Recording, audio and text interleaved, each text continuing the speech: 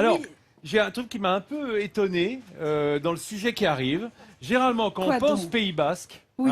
on pense plutôt, si on pense à la faune, on pense potioc, on pense cochon basque, brebis manèche. Et Mais voilà l'animal pourquoi que tu moi, présentes, toi, je pense lapin. toi tu penses lapin. Je Tu pense penses Pays lapin. Basque, tu penses lapin. C'est vrai qu'on en a un peu partout des lapins. Mais pourquoi j'en parle ici? Non, il y a une réelle raison. C'est parce qu'ici, à 20 km de Bayonne, il y a un ancien guide touristique qui s'est pris de passion pour ces mammifères au point de changer complètement de vie. Il a laissé tomber le tourisme. Il a décidé d'ouvrir ce qui est le premier conservatoire de lapins. C'est unique. Conservatoire. Un C'est-à-dire, il y conservatoire a de combien de lapins. races représentées? Alors, il en a aujourd'hui pas moins de 82 races, Ah, qui pas est mal. beaucoup sur les 150 races qui sont représentées en Europe. Donc, c'est déjà Oui, pas dis mal. donc. Ça ne fait que quelques années. Évidemment, il a fallu lui aussi, c'est une véritable aventure, il a fallu beaucoup de confiance en lui-même.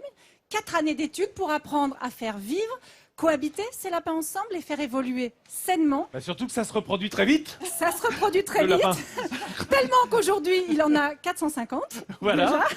En tout cas, le résultat est là. Son petit conservatoire est en train de se faire une véritable réputation dans toute la France. C'est une très réussite et surtout très belle réussite. Et ça nous permet d'en apprendre un peu plus sur cet animal.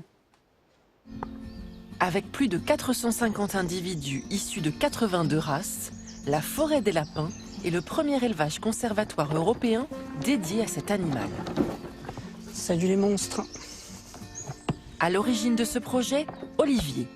Et comme tous les matins depuis 15 ans, il s'occupe de ses pensionnaires. Du foin pour la litière, des granules pour la nourriture et beaucoup d'eau.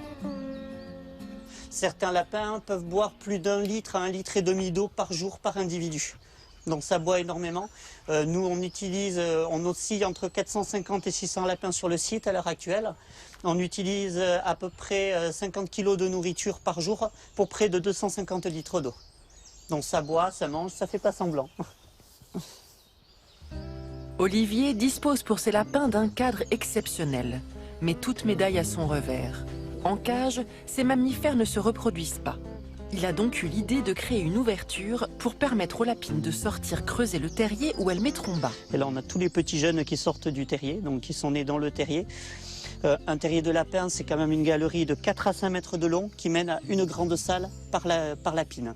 Donc chaque lapine a sa salle. On a une entrée, mais dessous, c'est des HLM version lapin. En grandissant, les lapins prennent peu à peu place dans une organisation sociale très hiérarchisée, comparable à une pyramide. Elle se compose d'un dominant à son sommet, puis de dominés et de sous-dominés. En haut de la pyramide, les mâles peuvent avoir un harem de 8 à 10 lapines. Mais il n'est pas rare qu'une femelle prenne le pouvoir. À ce moment-là, c'est elle qui pourra dire « toi, tu peux te déplacer dans cet endroit du territoire, toi dans celui-là, toi, tu n'as pas le droit d'aller là » et ainsi de suite. Après, en parallèle, on remarquera que c'est elle aussi qui va désigner les lapins autorisés ou non autorisés à la reproduction. Olivier aime transmettre son savoir aux passionnés, aux professionnels ou aux simples curieux de passage. Faire connaître, c'est conserver, c'est aider à la conservation. Donc il est important de faire connaître justement tout ça pour que tout le monde soit touché par le phénomène. Il faut réussir à préserver, il faut réussir à maintenir et puis il faut vraiment faire connaître pour pouvoir maintenir. Ouvert toute l'année, ce lieu de conservation unique en Europe vous permettra de renouveler votre regard sur le lapin tout en profitant de la luxuriante nature du Pays Basque. Alors, maintenir des races, celles de toute l'Europe, c'est important, mais bien les connaître, c'est très important aussi. Parce que si je pose comme ça la question, qui a déjà eu un lapin chez soi? On a offert à quelqu'un? C'est pas... Bah moi, Philippe. moi aussi, je lève la main. Je suis étonnée qu'il n'y ait que vous, parce que c'est un animal de compagnie qui est très à la mode, qui est très recherché. Et j'ai fait venir une vétérinaire pour vous expliquer que c'est pas si simple. Héloïse Cousin, bonjour. Bonjour Héloïse. Bonjour. Bienvenue. Merci d'être Bonjour, venue merci. nous donner vos conseils, parce que c'est un animal de compagnie recherché. C'est vrai que c'est mignon, c'est tout doux, on en a très envie, mais c'est fragile le lapin. En effet, c'est fragile, surtout les lapins qui sont particulièrement à la mode, les lapins extra nains, qui sont vraiment tout petits, la moitié même de Shiloh qui est ici avec nous. C'est Shiloh. Shiloh, c'est un lapin de grand vent hein, qu'on a pris parce qu'on est en extérieur. Vous voyez, C'est un lapin bélier. Quand il a les oreilles comme ça, c'est un lapin bélier. Donc ils sont éviter la assez prise au vent. fragiles en général.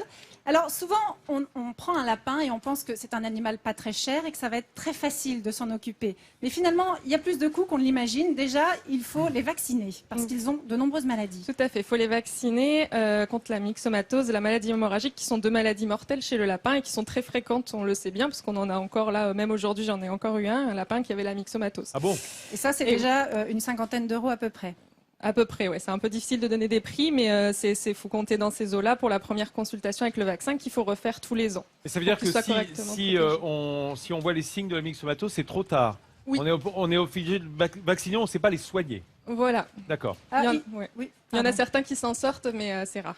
d'accord. Il faut penser aussi à les stériliser, même si vous avez un lapin tout seul, ou plutôt une lapine. Expliquez-nous. Voilà, la lapine a une particularité, c'est que Elle chope après tout ce qui 5 passe. ans, Comme lapin. Tiens-toi, Vincent. La lapine a besoin. après 5 ans d'âge, elles font des tumeurs de l'utérus dans 70-80% des cas. Donc on conseille de les stériliser quand elles sont jeunes, parce qu'un lapin, ça peut vivre en moyenne 6-7 ans, mais parfois plus de 10 ans facilement. Et la Ah, stérilisation, c'est encore des frais supplémentaires aussi, qui sont pas loin de 150 euros à peu près. Voilà, à peu près. Il faut penser Oui, mais aussi... alors, c'est le problème en fait du passage de la basse-cour à l'animal domestique, quoi. Hein. Tout C'est à vrai fait. que C'est pour ça qu'on appelle ça un nouvel animal de compagnie.